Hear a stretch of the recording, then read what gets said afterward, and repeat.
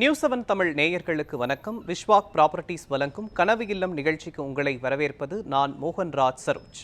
வீடு நிலம் வாங்குவது தொடர்பான நம்முடைய சந்தேகங்களுக்கு நேரலையில் பதிலளிக்க நம்முடன் இணைந்திருக்கிறார் ரியல் எஸ்டேட் துறையின் ஆலோசகர் மற்றும் தலைவர் டாக்டர் ஏ ஹென்றி.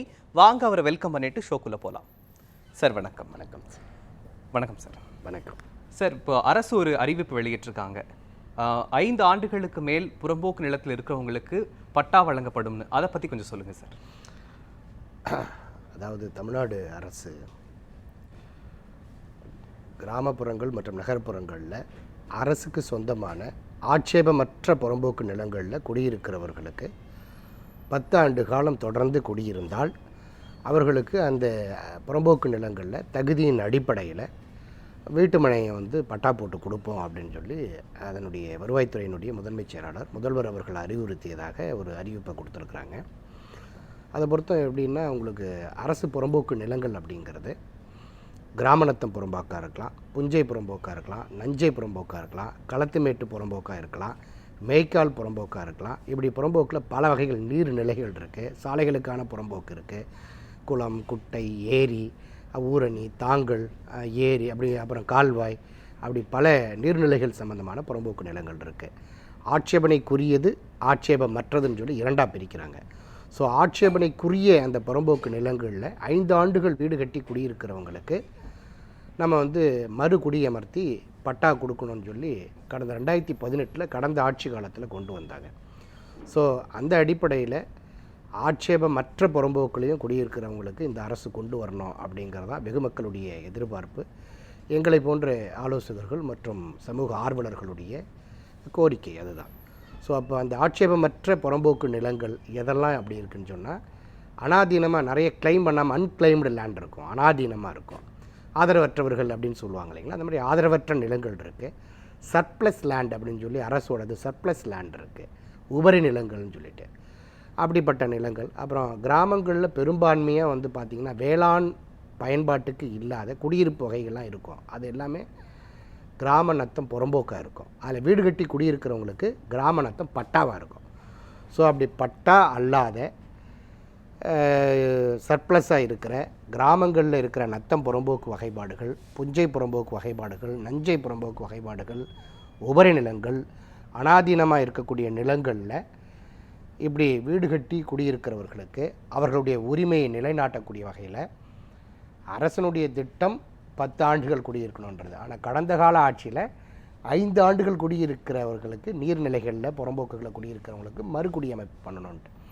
ஸோ அதனால் இந்த அரசும் அது 5 ஆண்டுகள் இருந்தால் போதுங்கிற அடிப்படையில் இப்படி ஆட்சேபமற்ற அல்லது ஆட்சேபனைக்குரிய அப்ஜெக்ஷன் அன்அப்ஜெக்ஷன் 2 குடியிருக்கிறவங்களுக்கு பட்டா கொடுத்ததுன்னா அது வசதியாக இருக்கும் அப்படிங்கிறதா பெருமக்கள் பொதுமக்களுடைய எதிர்பார்ப்பாக இருக்குது. தொடர்ந்து பேசலாம் சார். ஜெகநாதன் திருவண்ணாமலையிலிருந்து இணைஞ்சிருக்காரு, அவங்ககிட்ட பேசலாம். ஜெகநாதன் வணக்கம். உங்களுடைய சந்தேகங்களை நீங்கள் சார்கிட்ட கேட்கலாம். வணக்கம் சார். ஐயா வணக்கம். ஐயா வணக்கம். ஜெகநாதன் வணக்கம் சார். வணக்கம். உங்கள் டிவி ஆஃப் பண்ணிவிட்டு நீங்கள் பேசுங்க சார், உங்கள் கேள்வியை கேளுங்க. ஐயா நான் ஒரு 2 ஏக்கரா நிலம் வச்சிருக்கேன் ஐயா, விவசாய நிலம். சரிங்க சார். என்னை சுற்றி எல்லாமே பிளாட் போட்டு எனக்கு வழி இல்லாமல் பிளாக் பண்ணி வச்சிருக்காங்க ஐயா. அனுமதி பெற்ற வீட்டுமனை பிரிவா சார்? அன்அப்ரூவ்டு லே அவுட்டா?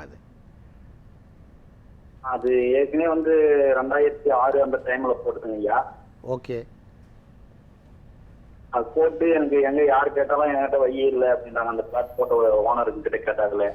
இல்லை சார், அனுமதியற்ற குடியிருப்புகள் அவங்க ஏற்கனவே 20/10/2016 முன்னாடி அன்அப்ரூவ்டு லே அவுட்டாக போட்டிருந்தாங்கன்னா அவங்க அதை ரீடைன் பண்ணி வச்சுருப்பாங்க சார். ஆனால் அந்த மனைப்பிரிவுக்கு அனுமதி போகும்போது ஆட்டோமேட்டிக்காக 4 பக்க எல்லைகள்லையும் இருக்கிற இடங்களுக்கு அணுகுசாலை கட்டாயம் கொடுத்து தான் ஆகணும். ஸோ அப்ரூவ்டு லே அவுட்டாக அது அன்அப்ரூவ்டு லே அவுட்டான்னு உறுதிப்படுத்திக்கோங்க. ஒருவேளை அப்ரூவ்டு லே அவுட்டாக இருந்து அவங்க வழியை பிளாக் பண்ணி வச்சுருந்தால் நீங்கள் சம்மந்தப்பட்ட அந்த டிடிசிபி ஆஃபீஸ் இருக்கும், நகர் ஊரமைப்பு அலுவலகம் திருவண்ணாமலையில் செயல்படுது. ஸோ அந்த அலுவலகத்தில் புகார் கொடுத்தீங்கன்னா அவங்க அதை நடவடிக்கை எடுப்பாங்க. இன்னும் கூடுதலாக மாவட்ட ஆட்சியர்கிட்ட நீங்கள் முறையிடலாம். அப்படி அப்ரூவ்டு லே அவுட்டில் அவங்க வழியை பிளாக் பண்ணியிருந்தால் அந்த வழியை ஓப்பன் பண்ணி கொடுக்கறதுக்கான ரைட்ஸ் வருவாய்த்துறைக்கு இருக்குது. அவங்க அதை பண்ணி கொடுப்பாங்க. ஒருவேளை அன்அப்ரூவ்டு லே அவுட்டாக இருந்ததுன்னு சொன்னால் உங்களுக்கு வந்து பிரிட்டிஷ்காரர்கள் வந்து ஈஸ்ட்மேன் ரைட்ஸ் அப்படின்னு சொல்லி ஒரு ரைட் கொடுத்துருக்காங்க. அந்த ரைட் அடிப்படையில் நீங்கள் நீதிமன்றத்தில் வழக்கு தொடுத்தீங்கன்னா உங்களுக்கு போக்குவரத்துக்கான அந்த அனுமதி மட்டும்தான் கொடுப்பாங்க. முறையாக நீங்கள் வழியெல்லாம் வந்து கிளைம் பண்ண முடியாது. நீங்கள் உங்கள் இடத்துக்கு போகிறதுக்கும் வரத்துக்குமான அந்த அனுமதி மாத்திரம் கிடைக்குங்க. பட் வழி வேணும்னா நீங்கள் முறையாக முன்னாடி இருக்கிறவங்க அனுமதியற்ற முறையில் போட்டிருந்தால் அவங்கக்கிட்ட நீங்கள் வாங்கிட்டு தான் உங்கள் இடத்துக்கு போக முடியும். அப்ரூவ்ட் லேஅவுட்டாக இருந்தால் அந்த பிரச்சனை இருக்காது. வழி தானாக உருவாக்கிடும். அடைக்கப்பட்டிருந்தால் சம்மந்தப்பட்ட மாவட்ட ஆட்சியருக்கு புகார் கொடுத்தீங்கன்னா வழியை திறந்து கொடுப்பதற்கான நடவடிக்கைகளை அவர்கள் மேற்கொள்வார்கள். ஓகே சார், நம்ம அந்த அரசு வந்து பட்டா வழங்குறதை பற்றி பேசிகிட்டு இருந்தோம், அதை பற்றியே பேசலாம் சார். ஓகே, அதுதான் சார். அப்படி அரசு ஆட்சேபனையற்ற புறம்போக்குகளை வந்து பட்டா கொடுப்பாங்க. ஆட்சேபனைக்குரிய புறம்போக்குகளில் இருந்தால் அதையெல்லாம் அப்புறப்படுத்திவிட்டு நீர்நிலைகளை வந்து பாதுகாக்க வேண்டிய பொறுப்பும் கடமையும் அரசுக்கு இருக்கிறது. ஸோ அதை அப்புறப்படுத்தி இப்படி ஆட்சேபமற்ற அந்த புறம்போக்கு நிலங்களில் அவர்களுக்கு 3 சென்ட் வரைக்கும் ஒரு தனிநபருக்கு அவங்க முறையாக அங்கே வசிக்கிறதுக்கான வீடு கட்டி வசிக்கிறதுக்கான ப்ராப்பர்ட்டி டேக்ஸ் இருக்கும் பஞ்சாயத்தில். அப்புறம் கண்டிப்பாக அவங்க குடிநீர் இணைப்பு பெற்றிருந்தால் குடிநீருக்கான வரி இருக்கும். இபி மின் இணைப்பு இல்லாமல் எந்த இடத்துலையும் வசிக்க முடியாது. ஸோ மின் இணைப்பு இருக்கும். அதே போல் அந்த ஓட்டர்ஸ் ஐடி கண்டிப்பாக இருக்கும். குடும்ப அட்டை கண்டிப்பாக இருக்கும். ஸோ அந்த அடிப்படையில் ration card, voter ID, Aadhaar card, இந்த மாதிரி அடிப்படை ஆதாரங்களின் அடிப்படையில் அவர்கள் வந்து மறு குடியமர்த்தப்படுவார்கள். நீங்கள் அருகில் இருக்கக்கூடிய அந்த ஆட்சேபமற்ற புறம்போக்கு நிலங்களுக்கு வந்து அவங்க அலாட் பண்ணுவாங்க ப்ராப்பராக. நீங்கள் கிராமப்புறங்களில் 3 சென்ட் வரைக்கும், நகர்ப்புறங்களில் ஒரு 2.5 சென்ட் வரைக்கும், மாநகராட்சி பகுதிகளில் 1 சென்ட் வரைக்கும் அவர்கள் வந்து அதை கொடுப்பாங்க. அது அந்த அடிப்படையில் தான் அது வழங்கப்படும் சார். தொடர்ந்து பேசலாம் சார். ரைட். மூக்கையா அண்ணா நகரில் இருந்து வச்சுருக்காங்க. மூக்கையா, உங்களுடைய சந்தேகங்களை சார்கிட்ட கேட்கலாம். வணக்கம் சார். ஓகே சார், மூக்கையோட இணைப்பு துண்டிக்கப்பட்டிருக்கு, நம்ம தொடர்ந்து பேசலாம். ரைட். அப்படி கிராமப்புறம் நகர்ப்புறத்தில் வந்து சொல்லியிருந்தேன். ஸோ ஒருவேளை அவங்க பொருளாதாரத்தில் பின்தங்கியவராக இருந்தால் மட்டும்தான் அது இலவசமாக வந்து கிடைக்கும். அவங்க கொஞ்சம் எக்கனாமிக்கலி நல்ல க்ரோ ஆகியிருக்காங்க, ஒரு இன்கம் டேக்ஸ் ஹோல்டராக இருந்தாங்கன்னு சொன்னால் அவங்க வந்து பே பண்ணி தான் அந்த இடத்த வந்து வாங்கக்கூடிய ஒரு நிலைமைக்கு இருக்கும். அப்படி எக்கனாமிக்கலி வீக்கர் செக்ஷன், பொருளாதாரத்தில் பின்தங்கியவர்கள் தான் முழுக்க இப்படி அரசு புறம்போக்கு நிலங்களை ஆக்கிரமித்து வீடு கட்டி குடியிருக்கிறார்கள் என்கிற பட்சத்தில், ஸோ அது ஆட்சேபனைக்குரிய இடங்களில் இருந்தாங்கன்னா அங்கே வேறு எதுவுமே ஆட்சேபமற்ற அன்அப்ஜெக்ஷனபிள் லேண்ட் எதுவுமே அங்கே இல்லைன்னு சொன்னால் அரசே தனியாரிடமிருந்து நிலத்தை வாங்கி இப்படி ஏழை எளிய மக்களுக்கு வந்து இலவசமாக வீட்டுமனை பட்டா போட்டு கொடுக்கறதோடு மட்டும் இல்லாமல் அப்போது கரண்ட்டில் என்ன திட்டங்கள், இப்போ பசுமை வீடு திட்டம், கலைஞர் வீடு திட்டம், பிரதான் மந்திரி திட்டம்னு பல வீடு திட்டங்கள் இருக்கும். அந்த அடிப்படையில் அவர்களுக்கு இலவசமாக வீடு கட்டி கொடுக்கக்கூடிய பணியும் நடைமுறையில் இருக்கிற சட்ட திட்டங்களின் அடிப்படையில் அவர்களுடைய தகுதியின் அடிப்படையில், பயனாளிகளுடைய தகுதியின் அவர்கள் தகுதி பெற்றவர்களாக இருக்கும் பட்சத்தில் அரசு இந்த வீடுகளை கட்டி கொடுக்கக்கூடிய பணியும் முன்னெடுக்கும் சார். அதுதான் அந்த திட்டம். Okay sir. ஓகே சார், இந்த பட்டா நிலத்திற்கும் புறம்போக்கு நிலத்திற்கும் என்ன சார் வித்தியாசம்? பட்டா நிலம் என்பது இப்போ உங்கள் பேரில் என் பேரில் இருக்கிறது, நம்ம முன்னோர்கள் பேரில் இருக்கிறது, நம்ம அண்ணன் தம்பிகளாக கூட்டு குடும்பமாக இருக்கிறது, நண்பர்களாக கூட்டாக பட்டா இருக்கிறது, அப்புறம் நிறுவனங்கள் பேரில் இருக்கிறது, இது எல்லாமே வந்து பட்டா நிலங்கள்.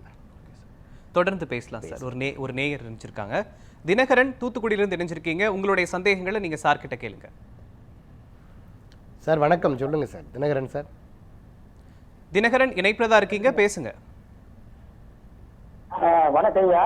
வணக்கம் சார். தூத்துக்குடி மாவட்டத்தில் சொல்லுங்க சார். என்னுடைய இடம் வந்து யூடிஆர்ல வேறொரு பேருக்கு மாறிட்டு. சரிங்க.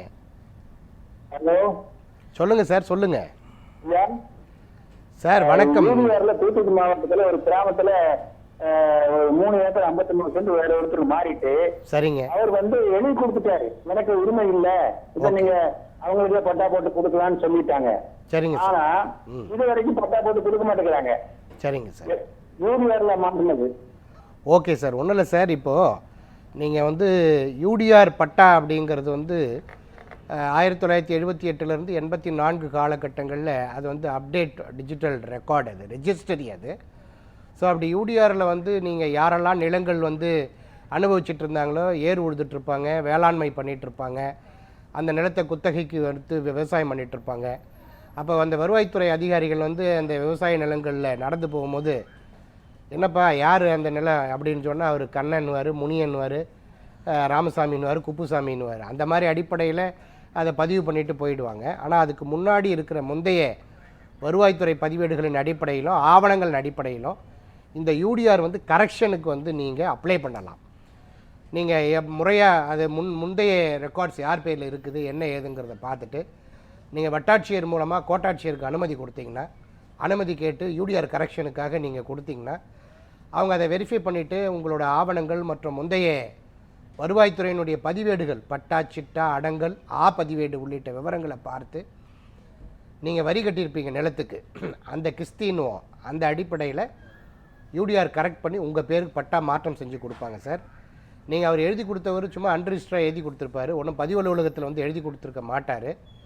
பதிவு அலுவலகத்தில் ஒரு வேளை எழுதி கொடுத்துருந்தாருன்னா அந்த ஆவணத்தின் அடிப்படையில் உங்கள் பேரில் உடனடியாக பட்டா மாற்றம் செய்து கொள்வதற்கான முயற்சியை நீங்கள் முன்னெடுக்கலாம். வாய்மொழியாவோ இல்லை அன்ரிஜிஸ்டராகவோ எழுதி கொடுத்துருந்தாருன்னா அந்த அடிப்படையில் நீங்கள் வருவாய்த்துறை மூலமாக உங்கள் பேரில் இருக்கிற அந்த பட்டாவை வந்து மாற்றம் யூடிஆர் கரெக்ட் பண்ணி உங்கள் பேரில் பட்டா மாற்றம் செய்து கொள்வதற்கான முயற்சியை முன்னெடுங்க. அதில் ஏதாவது உங்களுக்கு செட்பேக் இஷ்யூ இருக்குது, ப்ராப்ளம் இருக்குன்னா நீங்கள் சேனல் என்னோட நம்பர் வாங்கிட்டு கூப்பிடுங்க. உங்களுக்கு தேவையான உதவிகளை நாங்கள் மாவட்ட ஆட்சியர், அந்த வட்டாட்சியர், கோட்டாட்சியர்கிட்ட பேசி ஹெல்ப் பண்ணுறோம் சார். ஓகே சார், தொடர்ந்து பேசலாம் சார். நேயர்களே, விஸ்வாக் ப்ராப்பர்ட்டிஸ் வழங்கும் கனவு இல்லம் நிகழ்ச்சியில் சிறிய இடைவேளை. இணைந்திருங்கள் நியூஸ் 7 தமிழோடு.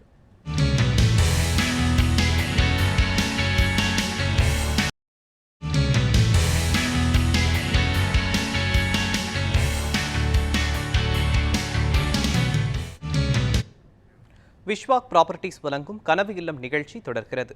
சார், நம்ம தொடர்ந்து பேசலாம். கோயம்புத்தூர்லேருந்து சுந்தர் அப்படிங்கிறவர் இணைஞ்சிருக்காரு. சுந்தர், உங்களுடைய சந்தேகங்களை நீங்கள் சார்கிட்ட கேட்கலாம். வணக்கம் சார். சுந்தர் வணக்கம். வணக்கம் சார். 2000ஆம் ஆண்டு sir Tamil Nadu government DMK sir இருந்தாங்க.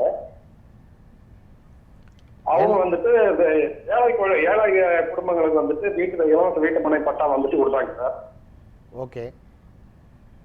அது வந்து பிரைவேட் பார்ட்டிகிட்ட இருந்து வாங்கி அதுக்கப்புறம் எங்களுக்கு எல்லாம் கொடுத்தாங்க சார். 300 பட்டாக்கு மேல கொடுத்தாங்க. சரிங்க சார். அது வந்துட்டு ஒரு பாதி பேரெல்லாம் வந்து வீடு கட்டிட்டாங்க சார். சரிங்க சார். அப்போ கொஞ்சம் லேட்டா வீடு கட்ட போகும்போது பாத்தீங்கன்னா அந்த பட்டா வந்துட்டு ஒண்ணு தெரியலையே, பயன்பெல்லாம் மாத்தலாம் பிடிக்கலாம் அப்படின்னு சொல்லி சொல்லும்போது வந்துட்டு இந்த நிலத்து ஓனர் வந்துட்டு எங்களுக்கு இந்த ரேட் கட்டுப்படி ஆகல அப்படின்னு சொல்லிட்டு நீதிமன்றத்துல வழக்கு போட்டுக்கிறதா சொல்றாங்க சார். யார் வழக்கு தொடுத்திருக்காங்க சார்? அந்த பிரைவேட் லேண்டுக்காரங்க சார். சார், யார் வழக்கு தொடுத்திருக்காங்கன்றீங்க, புரியல சார். இது 2000 வந்துட்டு அரசு வந்துட்டு பிரைவேட் பார்ட்டிகிட்ட இருந்து இடத்த வாங்கி ஓகே ஒரு 300 குடும்பங்களுக்கு வந்துட்டு பிரிச்சு கொடுத்தாங்க சார். இலவச வீட்டு மனை பட்டா அதெல்லாம் சொல்லிட்டீங்க சார். கவர்மெண்ட் இண்டிவிஜுவல் கிட்ட இருந்து வாங்கினாங்க, பை பண்ணிட்டு உங்களுக்கு அலாட் பண்ணாங்க, பாதி பேர் வீடு கட்டிட்டீங்க. இப்போ வழக்கு யார் போட்டிருக்காங்க? அந்த இடத்து ஓனருங்க சார். இல்லை, இடத்து ஓனருக்கு முறையாக பணம் செட்டில் பண்ணிட்டு தானே கவர்மெண்ட் அந்த லேண்டை பை பண்ணியிருக்காங்க. ஆமா சார். அது வந்துட்டு இப்போ பாத்தீங்கன்னா மேல்முறையீடு போயிருப்பாங்களாட்டு இருக்குதுங்க, அந்த இடம் விலை பத்தலன்ட்டு. இல்லை, அது அரசுக்கும் அவங்களுக்குமான பிரச்சனை சார். உங்களுக்கு எந்த பிரச்சனையும் வராது. விலை பத்தலைன்னு சொன்னால் அது கூட்டி கொடுக்க வேண்டிய பொறுப்பு. அது முறையாக அதுக்கு ஒரு கைட்லைன் வேல்யூ ஃபிக்ஸ் பண்ணுறதுக்கு கமிட்டி அமைப்பாங்க, அதை ரிவைஸ் பண்ணுவாங்க, அது அரசு செலுத்தும். நீங்கள் எதுவும் பயந்துக்கிட வேண்டாம். அரசு உங்களுக்கு ஒப்படை பட்டா கொடுத்துருச்சுன்னு சொன்னால் அது அவ்வளோதான். உங்களுக்கு அது நிபந்தனை இருக்கும். அந்த நிபந்தனையின் அடிப்படையில் நீங்கள் சரியாக நிபந்தனை காலம் முடிந்ததுக்கு பிறகு அதில் என்ன வழிகாட்டி நெறிமுறைகள் இருக்கோ அந்த அடிப்படையில் ப்ராப்பராக நீங்கள் வந்து அதை மெயின்டைன் பண்ணிக்கிட்டு அதை என்ஓசி வாங்கிக்கிட்டு ஆண்டு அனுபவிக்கலாம், பாராதீனம் செய்யலாம், வாங்கலாம், விற்கலாம். உங்கள் பிள்ளைகளுக்கு, சந்ததிகளுக்கு அதை நீங்கள் வந்து ட்ரான்ஸ்ஃபர் பண்ணி கொடுக்கலாம். கிஃப்டாக, வில்லா, எப்படி வேணாலும் கொடுக்கலாம். சரிங்களா? அதை பற்றி நீங்கள் பயந்துக்கிட வேண்டாம், அரசு பார்த்துக்கும் அதை. சார், மற்றொரு காலர் இருக்காங்க. லில்லி ஜார்ஜ், உங்களுடைய சந்தேகங்களை நீங்கள் சார்கிட்ட கேட்கலாம். ஹலோ. ஓகே, வணக்கம் சார். வணக்கம் மேடம். வணக்கம். வணக்கம் சார். நான் திருச்சியில இருந்து பேசுறேன். வணக்கங்க, சொல்லுங்க. எங்க கிட்ட ஒரு 6 பிளாட் இருக்குங்க சார். சரிங்க. அது இந்த லேண்ட் ரெகுலரைசேஷனுக்காக அப்ளை பண்ணோம். சரிங்க. அது நாங்க 2002ல வாங்கினதுங்க சார். சரிங்க. அப்ப வந்து அந்த நாங்க வாங்கினப்ப அந்த லேண்டுக்கு அந்த லே அவுட் வந்துட்டு அப்ரூவல் இருக்குங்க சார். பட் அந்த பாதை ஒப்படைக்கல, ஒரு பொது இடம் அந்த மாதிரி எதுவுமே அவங்க கொடுக்கல. சரிங்க. இப்ப நாங்க ரெகுலரைசேஷன் போனோம்னா அந்த ஆபீஸ்ல என்ன சொல்றாங்கன்னா இதெல்லாம் ஒப்படைச்சிருக்கணும் அப்பதான் உங்களுக்கு கொடுப்போம்னு சொல்றாங்க.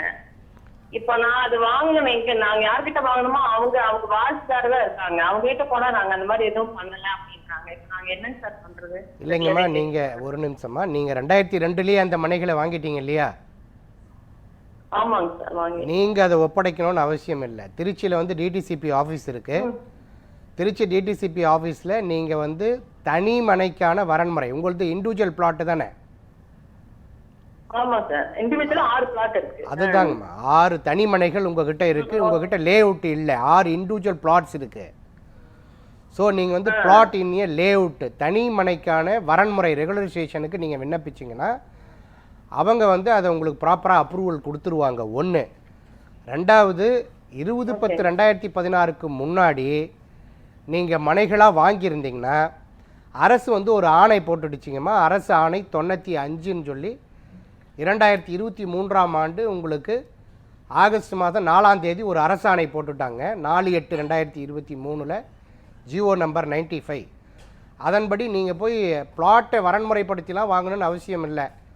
வீடு கட்டுறதுக்கு இப்போ அரசு வந்து இன்ஸ்டன்ட் அப்ரூவல்னு ஒரு திட்டம் கொண்டு வந்திருக்கிறாங்க, உடனடி அனுமதி. அந்த அடிப்படையில் நீங்கள் ஆன்லைன் போர்ட்டலில் இண்டிவிஜுவலாக உங்கள் பிளாட்டுக்கு வீடு கட்டுறதுக்கான அனுமதி கோரி விண்ணப்பிச்சிங்கன்னு சொன்னால் 2500 சதுரடி மனை பரப்பு அளவில் 3500 சதுரடி வரைக்கும் கட்டடம் கட்டலாம். கிரவுண்ட் ப்ளஸ் 1 ஃப்ளோர் 2 வீடுகள் அப்படிங்கிற அளவு கட்டலாம். இமிடியேட்டாக உங்களுக்கு ரெகுலரைசேஷன் சார்ஜஸ், டெவலப்மெண்ட் சார்ஜஸ் எல்லாம் நீங்கள் ஆன்லைன்லேயே பே பண்ணிவிட்டு இணையதளம் வாயிலாகவே உங்கள் மனையை வந்து நீங்கள் அனுமதி பெற்றுக்கொள்ளலாம். கட்டிடத்திற்கான திட்ட அனுமதியும் நீங்கள் இன்ஸ்டன்ட் அப்ரூவல்லையே பெற்றுக்கொள்ளலாமா. நீங்கள் இதுக்கெல்லாம் போயிட்டு வரன்முறைக்காக நீங்கள் அனுமதி வாங்குறதுக்காக நீங்கள் முயற்சி பண்ணிக்கிட்டு அலைஞ்சிட்டு இருக்க வேண்டாம். அது வீட்டுமனை அபிவிருத்தியாளருடைய வேலை. சாலை ஒப்படைக்கிறது, அதை ஃப்ரேம் ஒர்க் பண்ணுறது, அப்புறம் ஓஎஸ்ஆர் ஒதுக்குறது, கிஃப்ட் கொடுக்கறது, இதெல்லாம் லே அவுட் ப்ரொமோட்டர் டெவலப்பரோட வேலை. நீங்கள் ஒரு இண்டிவிஜுவல், நீங்கள் ஒரு எண்ட் யூசர், உங்களுக்கு அதுக்கான வேலைகள் எதுவும் இல்லைம்மா. சட்டத்தில் அப்படி இடம் இல்லை. ஸோ இதை நீங்கள் ஃபாலோ பண்ணுங்கள், உங்களுக்கு அனுமதி கிடைச்சிரும்மா. தொடர்ந்து பேசலாம் சார். சாமி ஒசூர்லேருந்து இணைஞ்சிருக்கீங்க, உங்களுடைய சந்தேகங்களை நீங்கள் சார்கிட்ட கேட்கலாம். வணக்கம் சாமி சார், சொல்லுங்கள். சார் நான் விவசாய நிலம் அக்ரிகல் விவசாயம் பண்ணுறேன் சார். நிலம் வாங்குறது சார், நிலம் வாங்குறேன் தமிழ்நாட்டில். ஓகே. அது வாங்கும் போது அக்ரிகல்ச்சர் விவசாயம் பண்ணும்போது அதுக்கு நிலத்துக்கு டேக்ஸ் ஜாஸ்தி ஆகுமா சார்? வாங்க பேர்ல பட்டா பண்ணுறதுக்கு நம்ம கொடுத்து வாங்கி பட்டா பண்ணும்போது நம்ம டேக்ஸ் வருது சார். டேக்ஸ் ஜாஸ்தி வருமா? அதை டேக்ஸ் வருமா சார்? சார் நீங்கள் கேட்குறது விவசாய நிலத்துக்கு வரி இருக்குதான்னு கேட்குறீங்களா? ஆமா, அது புதுசா நிலத்துக்கு. சார் உங்களோட நிலம் அமைவிடம் எங்கே இருக்குங்க? நகராட்சி, மாநகராட்சி, பேரூராட்சி பகுதிகளில் உங்கள் நிலம் அமைந்திருந்தால் அதுக்கு நிலவரி, வேக்கன் லேண்ட் டேக்ஸ் உண்டுங்க. ஊராட்சி பகுதிகளுக்கு மாத்திரம் நிலத்துக்கான வரி இல்லை. ஆனால் நகராட்சி, மாநகராட்சி, பேரூராட்சி பகுதிகள்னா உங்களுக்கு சார் ஒரு நிமிஷம், விவசாய நிலங்கள் முழுக்க முழுக்க கிராம ஊராட்சிகளில் இருந்தால் அதுக்கு வந்து விவசாய நிலத்துக்கு வரி இல்லை. ஆனால் அதே நிலம் நீங்கள் மாநகராட்சி, நகராட்சி, பேரூராட்சி பகுதிகளில், நகர்ப்புற உள்ளாட்சிகளில் அமைந்திருந்தால் அதுக்கு வந்து வேக்கன் லேண்ட் டேக்ஸ், காலி நிலத்திற்கான வரி உண்டு சார்.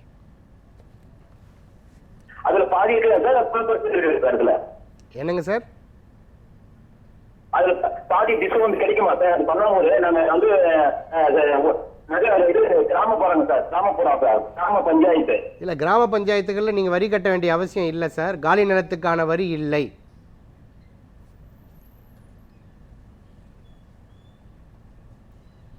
ஓகேவா சார்? உங்கள் சந்தேகம் தீர்ந்துருச்சா சார்? உங்கள் சந்தேகம் தீர்ந்ததா? ஹலோ சார், இணைப்பில் தான் இருக்கீங்க, உங்களுடைய சந்தேகங்கள் தீர்ந்ததான்னு கேட்குறாரு சார். சார் விவசாயம் ஒரு கிராமத்தில் வாங்கும்போது பஞ்சாயத்து. ஓகே சார், நன்றி சார். சார், இந்த பட்டா நிலம், புறம்போக்கு நிலம் அப்படின்னா அதுக்கான வேறுபாடுகள் என்ன சார்? அதான் பட்டா நிலங்கள் நான் ஆல்ரெடி சொல்லிட்டேன். ஓகே. உங்கள் பேரில், என் பேரில், கூட்டு குடும்பத்தின் பேரில், நண்பர்கள் பேரில், கூட்டா நிறுவனங்களின் பெயர்லலாம் நீங்கள் முறையாக அதை வந்து பட்டா மெயின்டைன் பண்ணி அதை ஆண்டு அனுபவித்து வரவர்கள் வாங்குகின்றது, விற்பது, அது எல்லாமே வந்து பட்டா, அந்த நிலத்தை உரிமை கோருகிறவர்கள் கிளைம் பண்ணணும். ஸோ அது எல்லாமே பட்டா நிலங்கள். அது இல்லாத கிளைம் இல்லாத அரசுக்குன்னு சில பயன்பாடுகளுக்கு வந்து ஆக்சுவலி அரசு நிலங்களை வந்து கையகப்படுத்தி வச்சுருக்காங்க. அந்த நிலங்கள் எல்லாமே அரசு புறம்போக்கு நிலங்கள். அந்த அரசு புறம்போக்கில் பல வகைகள் இருக்குது. அது அரசு நிலம், புறம்போக்குனாவே அரசு நிலம். அனாதீனம் அதில் ஒரு வகை உண்டு. அனாதீனம்னா இப்போ நீங்கள் பட்டாவை என்ஜாய் பண்ணிவிட்டு இப்போ சார் சொன்னபடி ப்ராப்பராக அதை டேக்ஸ் கட்டி வருஷம் வருஷம் வந்து அடங்களில் ஏற்றி அதை மெயின்டைன் பண்ணி ப்ராப்பராக அது வந்து பட்டாவை ரினியூவல் பண்ணாமல் வச்சுருப்பாங்க. ஆக்சுவலி அடங்கல் கட்டி வைக்கணும். அது அப்படி இருக்கிறவங்களாம் அது லேண்டு ஒரு 12 ஆண்டு 15 ஆண்டு அதை பராமரிக்கவே இல்லை, அனாதியாக விட்டுட்டாங்கன்னு சொன்னால் அது அனாதீனமாக மாறிடும். அதே போல் நில உச்சவரம்பு சட்டம்னு ஒன்று இருக்குது. அது வந்து ஒரு வரம்பு இருக்குது. ஒரு 15 ஸ்டாண்டர்ட் ஏக்கர் தான் ஒரு ஆள் வச்சுக்க முடியும். அந்த 15 ஸ்டாண்டர்ட் ஏக்கர் அது எந்த அடிப்படையில் கணக்கிடுறாங்கன்னா, பட்டாவில் தீர்வை அப்படின்னு சொல்லி ஒன்று சொல்லுவாங்க. அந்த தீர்வை வந்து 1.25 ₹1.25 இருக்கும். அப்படி இருந்ததுன்னு சொன்னால் இன்ட்டு 4 டைம்ஸ் அந்த 60 ஏக்கர் வரைக்கும் வச்சுக்கலாம். ₹1.50 சொன்னால் 45 ஏக்கர் வரைக்கும் வச்சுக்கலாம். ₹2 அப்படின்னா 30 ஏக்கர் வரைக்கும் வச்சுக்கலாம். ₹2.50 15 ஏக்கர் தான் ஒரு தனிநபர் பேரில் வச்சுக்க முடியும். ஓகே, தொடர்ந்து பேசலாம் சார். ஒரு நேயர் இணைப்பில் இருக்காங்க. தமிழ்ச்செல்வி மயிலாடுதுறையிலிருந்து இணைஞ்சிருக்கீங்க. உங்களுடைய சந்தேகங்களை நீங்கள் சார்கிட்ட கேட்கலாம். வணக்கம் மேடம், சொல்லுங்கள். தமிழ்ச்செல்வி இணைப்பில் தான் இருக்கீங்க. உங்களுடைய சந்தேகங்களை நீங்கள் சார்கிட்ட கேட்கலாம், கேளுங்க. ஐயா வணக்கம். ஐயா வணக்கம்மா. வணக்கம், சொல்லுங்கம்மா. ஐயா வணக்கம். ஐயா அம்மா உங்கள் தொலைக்காட்சி ஆஃப் பண்ணிவிட்டு உங்கள் கேள்வியை மட்டும் கேளுங்கம்மா. நான் இணைப்பில் இருக்கிறேம்மா. சரிங்க ஐயா. சரிங்க ஐயா. அம்மா உங்க இணைப்பில் தான் இருக்கீங்க. உங்களுடைய சந்தேகங்களை நீங்கள் சார்கிட்ட கேளுங்க. நான் கிராமத்துல இருக்கிறேன் ஐயா. சரிங்கம்மா. அது வந்து அளக்க வந்து ஒரு பிரச்சனைனா அளக்க வந்தா யார் வந்து அளக்க சரியா இருக்கும் ஐயா? இல்லைம்மா, நீங்கள் வட்டாட்சியர் அலுவலகத்தில் நீங்கள் முறையாக உங்கள் நிலத்தை அளக்கிறதுக்கு நீங்கள் மனு கொடுத்து அதுக்கான அந்த கவர்மெண்ட் பேங்க் வந்து செலான் கொடுப்பாங்க. அந்த கவர்மெண்ட் பேங்க்கில் நீங்கள் போய்ட்டு ஸ்டேட் பேங்க் ஆஃப் இந்தியா தான் மேக்ஸிமம் இருக்கும். அங்கே போய் நீங்கள் பணம் கட்டணும் அளக்கிறதுக்கு. பணம் கட்டிட்டு சர்வே டிபார்ட்மெண்ட்டில் வந்து நீங்கள் அந்த செலான் கொடுத்தீங்கன்னா அவங்க ஃபீல்டு மேப் உங்கள் இடத்த அளக்கிறதுக்கு வந்து பிற்கா சர்வேயர் முதல்ல அப்பாயின்ட் பண்ணுவாங்கம்மா. அந்த பிற்கா சர்வேயர் அளக்கிறதுல உங்களுக்கு விருப்பமோ உடன்பாடோ மாறுபாடோ இருக்குது, முரண்பாடு இருக்குதுன்னு சொன்னால் அடுத்தது அந்த ஹெட் சர்வேயர்னு சொல்லுவோம், தலைமை நில அளவையாளர். அந்த ஹெட் சர்வேயருக்கு நீங்கள் செலான் கட்டணும் தனியாக. அவர் அளக்கிறதுலேயும் உங்களுக்கு மாறுபாடு வேறுபாடு உடன்பாடு இல்லை முரண்பாடு இருக்குதுன்னு சொன்னால் மாவட்டத்தில் டிஎஸ்ன்னு சொல்லுவாங்க, மாவட்ட அளவில் இருக்கிற அந்த சர்வேயருக்கு செலான் கட்டணுமா. அதுலேயும் உங்களுக்கு உடன்பாடு இல்லைன்னா டிஸ்ட்ரிக்டோட ஹெட் சர்வேயர் அவருக்கு நீங்கள் செலான் கட்டினீங்கன்னா ப்ராப்பராக வந்து அளந்து கொடுப்பாங்கம்மா. நீங்கள் பிற்கா லெவல்லையே சரியாக பண்ணிவிடுவாங்க. அதில் உங்களுக்கு ஏதாவது சந்தேகங்கள் முரண்பாடுகள் இருக்குதுன்னு சொன்னால் மாவட்ட நில அளவையாளரை வந்து அளக்கிறதுக்கு நீங்கள் தனிப்பட்ட முறையில் செலான் கட்டினீங்கன்னா அவங்க அளந்து கொடுப்பாங்கம்மா. அதில் ஏதாவது உங்களுக்கு பிரச்சனைகள் இருக்குதுன்னா சொல்லுங்கள், நாங்கள் உதவி செய்ய சொல்கிறோம். ஐயா ஒண்ணுமே இல்லாத வந்து அளந்துட்டு போயிட்டாங்க ஐயா, விஓ மட்டும். இல்லை, விஓ அளக்கிறது அது அளக்கிறது இல்லைம்மா. உள்ளூரில் இருக்கிற பழக்க வழக்கத்தில் அவங்க வந்து சும்மா பார்த்து சொல்கிறது, அவங்களுக்கு அந்த அதிகாரமும் இல்லை உரிமையும் இல்லை. முறையாக நீங்கள் நில அளவை சர்வே பண்ணுறதுக்கு பணம் கட்டி சர்வேயர் வந்து அளந்தால் மட்டும்தான் அது உறுதியாக அந்த செலான் எடுத்துகிட்டு வருவாங்க. சர்வேயர் அளந்து அத்து காட்டுவாங்க, கல் நடுவாங்க, அதுக்கு சான்றும் கொடுப்பாங்க. இப்படி பிரச்சனை உள்ள இடங்களுக்கு சான்று கேட்டிங்கன்னா சான்றும் கொடுப்பாங்க. ஓகே சார், தொடர்ந்து பேசலாம் சார். முனுசாமின்னு ஒரு நேயர் அறிஞ்சிருக்காங்க. முனுசாமி, உங்களுடைய சந்தேகங்களை நீங்கள் சார்கிட்ட கேளுங்க. வணக்கம் முனுசாமி சார், சொல்லுங்கள். 2013 ஒரு இடம் வாங்கியிருக்கேன் சார். சரிங்க சார். ஒன்று வாங்கியிருக்கிறோம். ம், கேக்குதுங்களா? கேக்குது, நீங்க பேசுங்க. 2013 வாங்கின பிளாட்டுக்கு பட்டா வாங்காம விட்டுங்க. அப்போ இப்ப வாங்குறதுக்கு என்ன வழிமுறை? ஒன்றும் இல்லை சார், நீங்கள் தமிழக அரசு வந்து ஒரு அற்புதமான திட்டத்தை கொண்டு வந்திருக்காங்க. எங்கிருந்தும் எந்நேரத்திலும் இணைய வழியில் வந்து நீங்கள் பட்டா விண்ணப்பிக்கிறதுக்கான ஒரு திட்டம். ஸோ அதனால் அதை ஆன்லைன்லேயே நீங்கள் பட்டா கோரி விண்ணப்பிக்கலாம். உங்களுக்கு அதுக்கு தகவல்கள் விவரம் தெரியலன்னு சொன்னால் இ சேவை மையம் போங்க, அவங்க வந்து பட்டா அப்ளை பண்ணுவாங்க. அப்ளை பண்ணி உங்களுக்கு ரிசிப்ட் கொடுப்பாங்க. அந்த அடிப்படையில் நீங்கள் சர்வேயர் வந்து பார்த்துட்டு சப்டிவிஷன் பண்ணி இணையதளம் வாயிலாகவே உங்களுக்கு பட்டா வந்து பதிவேற்றம் செஞ்சு கொடுப்பாங்க. அது 30 நாட்களுக்குள்ளே அரசாணை 210ன்னு ஒரு அரசாணை இருக்குது. அந்த அரசாணையின்படி உட்பிரிவு செய்து உங்களுக்கு பட்டா வழங்குறதுக்கு 30 நாட்கள் கால அவகாசம் எடுத்துப்பாங்க. ஸோ அதனால் நீங்கள் உங்களுக்கு ஆன்லைனில் விண்ணப்பிக்க தெரிஞ்சால் விண்ணப்பிங்க. அப்படி இல்லைன்னா அருகில் இருக்கிற சேவை மையத்தை அணுகுங்க. உங்கள் ஆதார் கார்டும் அந்த டாக்குமெண்ட்டும் ஈஸியும் கொண்டு போங்க, அவங்க விண்ணப்பிச்சு கொடுப்பாங்க சார். Okay sir. சார் இந்த தீர்வைன்னு ஒரு விஷயம் சொன்னீங்க, அந்த தீர்வைன்னா என்ன சார்? அதை பற்றி ஃபுல்லாக எக்ஸ்பிளைன். வரி டேக்ஸ், அதுதான் தீர்வை அப்படின்னு சொல்லுவோம். வரி இப்போ கிஸ்தி வரி நீங்கள் பார்த்துருப்பீங்க. நம்ம சின்ன வயசில் வந்து வீரபாண்டிய கட்டபொம்மனுடைய அந்த வீர வசனத்தை நடிகர் சிவாஜி கணேசன் பேசி பார்த்துருப்போம். ஸோ அந்த கிஸ்தி அப்படிங்கிற அந்த வரி தான் அது வந்து நமக்கு தீர்வை, ஒரு ஹெக்டேருக்கு எவ்வளோ கட்டணும் அப்படிங்கிற அந்த ஒரு விஷயம். ஸோ அந்த அடிப்படையில் தான் அந்த தீர்வை வந்து ஃபிக்ஸ் பண்ணுறாங்க. அதுதான் அது தீர்வை, வரியை தான் நம்ம தீர்வைன்னு சொல்கிறோம். ஓகேங்களா? நிகழ்ச்சியோட நிறைவு பகுதிக்கு வந்துட்டோம் சார். எங்களுடைய சந்தேகங்களுக்கும் நேயர்களுடைய வீடு நிலம் வாங்குவது தொடர்பான சந்தேகங்களுக்கும் பதிலளித்ததுக்கு நன்றி சார். நல்லதொரு வாய்ப்பை வழங்கிய இந்த நியூஸ் 7 தமிழ் தொலைக்காட்சிக்கும் நேயர்களுக்கும் நிர்வாகத்துக்கும் என்னுடைய நன்றிகள். நன்றி சார். நேயர்களே, விஸ்வாக் ப்ராப்பர்ட்டிஸ் வழங்கும் கனவு இல்லம் நிகழ்ச்சி நிறைவடைகிறது. நன்றி, வணக்கம்.